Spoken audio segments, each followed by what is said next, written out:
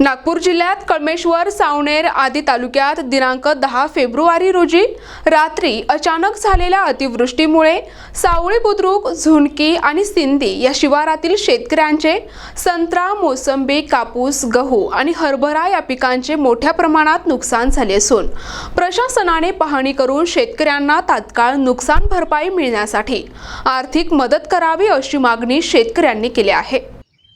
तसेच ग्रामपंचायत सदस्य सावळी बुद्रुक, तालुका कळमेश्वर, जिल्हा नागपूर, काल रात्री म्हणजे 10 फरवरी 2024 11:50 सावळी बुद्रुक तसे इतरच्या परिसरामध्ये वादळी गारपीट आणि पाऊस झाला।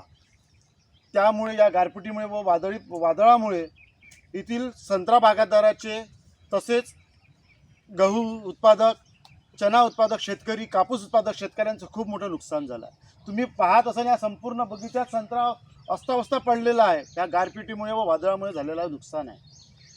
मी या राज्याचे मुख्यमंत्री, उपमुख्यमंत्री यांना विनंती करतो की या ज्या नुकसान झालं आहे या शेतकऱ्यांना, त्यांच्या यंत्रणेला, जिल्हाधिकाऱ्याला, तालुक्यातील तहसील कार्यालयातील तहसीलदारांना तात्काळ चौकशी करून पंचनामा करावा।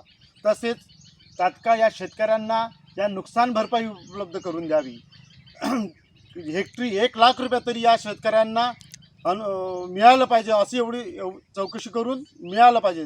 त्याचबरोबर कर्जमाफीसुद्धा झाली पाहिजे। इतका आज पूर्ण शेतकरी हा कोलमडला आहे, पूर्ण हवालदिल झाला आहे। त्याच्या तोंडात असलेला उत्पन्नाचा घास पूर्ण या अवकाळी पावसामुळे तोंडातून हिसकून घेतला आहे। त्यामुळे मी विनंती करतो राज्य शासनाला की या शेतकऱ्यांकडे आपण बघावं।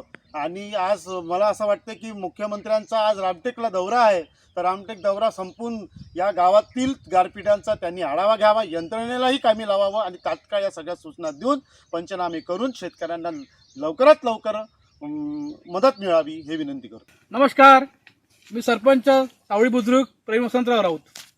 काल दिनांक 10/2/2024 रात्री 11:50 आमच्या गावाला अचानक मुसळधार पाऊस आणि गारपिटामुळे हवा धुवून प्रचंड शेती नुकसान झालेलं आहे।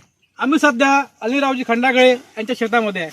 या शेतामध्ये विरुक बाराचे 40 ते 50 टन बार आलेला होता। या बाराला काल 25,000 टनाची मागणी सुद्धा झाली, परंतु आणि बार तोडाच्या तोंडावर झालेल्या निसर्गाच्या लहरीपणामुळे, गारपीट, हवाधुनीमुळे आणि शासनाच्या चुकीच्या धोरणामुळे शेतकरी अगोदरच परेशान आहे।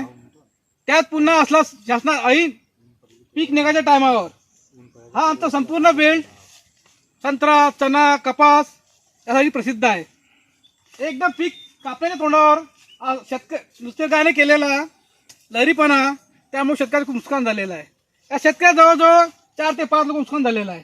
आपल्या चॅनलच्या माध्यमातून संपूर्ण शेतकऱ्यांना, संपूर्ण सावळीवासियांना मी चॅनलच्या माध्यमातून विनंती करतो शासनाला की आपण शेतकऱ्याला जास्तीत जास्त नुकसान भरपाई मिळवून द्यावी व शेतकऱ्याचे सांत्वन करावे, अशी मी आपल्या चॅनलच्या माध्यमातून विनंती करतो।